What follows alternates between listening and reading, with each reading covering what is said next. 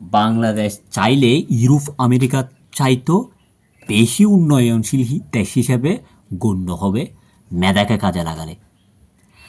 যদি আওয়ামী লীগের মতন 1971 সালের রাজাকারকে তাকে মার, রাজাকারকে তাকে মার, রাজাকারকে তাকে মার, 15 বছর পর্যন্ত এই গানটা শুনতে শুনতে এই দেশটা তো উন্নয়ন করবে তো দূরের কথা, কত মায়ের বুক যে খালি করছে ওরা।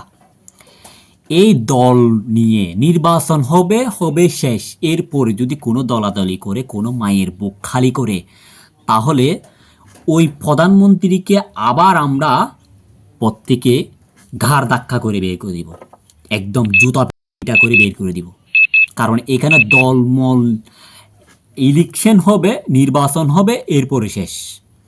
এরপরে প্রধানমন্ত্রীর চিন্তা থাকবে এই দেশটাকে কিভাবে উন্নয়ন করবে, এই জাতিকে কিভাবে সভ্য করবে সেটা। সে যদি 1971 সালে কে কাকে মারছে সেই গল্প নিয়ে থাকে, তাহলে এই দেশটা কখনোই উন্নয়নশীল দেশ হিসেবে পরিণত হবে না, এই দেশের মানুষ অজ্ঞ অজ্ঞ থেকে যাবে।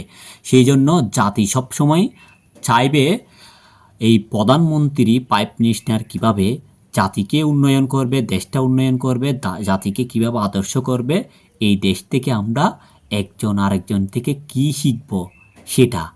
আইন সবগুলো একদম একটা সার্কেলের মধ্যে সভ্য দেশে পরিণত হতে হবে।